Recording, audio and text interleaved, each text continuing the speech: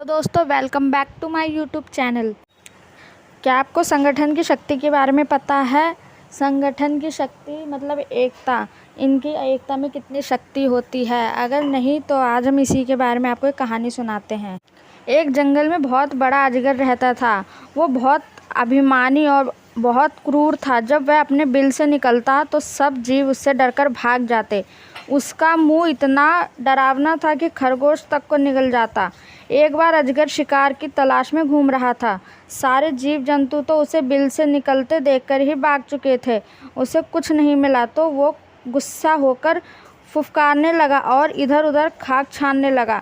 वहीं निकट में एक हिरनी अपने नवजात बच्चों को पत्तियों के ढेर सारे नीचे छिपाकर खुद भोजन की तलाश में दूर निकल गई थी।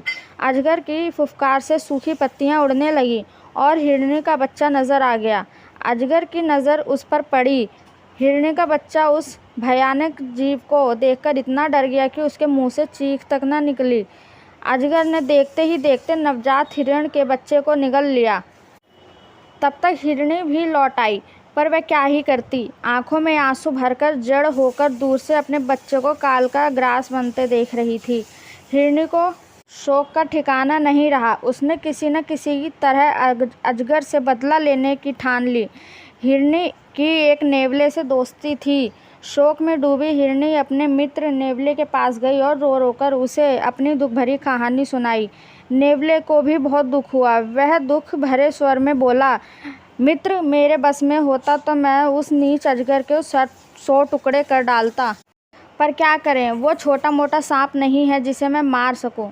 वह तो एक अजगर है, अपनी पूंछ की फटकार से ही मुझे अधमरा कर देगा।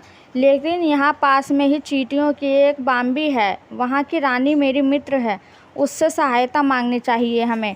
हिरनी निराश होकर स्वर में विलाप किया, और जब तुम्हारे जितना बड़ा जीव उस अजगर का कुछ बिगाड़ने में समर्थ नहीं है तो वह छोटी सी चींटियाँ क्या ही कर लेंगी। नेवले ने कहा, ऐसा मत सोचो, उसके पास चींटियों की बहुत बड़ी सेना है। संगठन में बड़ी शक्ति होती है, ये तो पता ही होगा। हिरनी को कुछ आशा की किरण नजर आई। नेवला हिरनी को लेकर चींटी रानी के पास गया और उसे सारी कहानी सुनाई। चींटी रानी ने सोच विचार कर कहा, हम तुम्हारी सहायता करेंगे। हमारी बाम्बी के पास एक संकीला नुकीले पत्थरों भरा रास्ता है। तुम किसी तरह उस अजगर को उस रास्ते से आने पर मजबूर करो, बाकी काम मेरी सेना पर छोड़ दो। नेवले को अपनी मित्र चींटी रानी पर पूरा विश्वास था, इसलिए वह अपनी जान जोखिम में डालने को तैयार हो गया। दूसरे दिन नेवला जाकर सांप के बिल में अपनी बोली बोलने लगा। अपने शत्रु की बोली सुनते ही अजगर क्रोध में आकर अपने बिल से बाहर आया। नेवला उसी संकरे रास्ते वाली दिशा में दौड़ा। अजगर ने पीछा किया। अजगर रुकता तो नेवला मुड़कर फुफकारता और अजगर को गुस्सा दिलाकर फिर पीछा करने पर मजबूर करता। इसी प्रकार नेवले ने उसे संकरीले रास्ते से गुजरने पर मजबूर कर दिया। नुकीले पत्थरों से उसका शरीर छिलने लगा। जब तक अजगर उस रास्ते से बाहर आया तब तक उसका काफ़ी शरीर छिल चुका था। हर जगह खून ही खून टपक रहा था।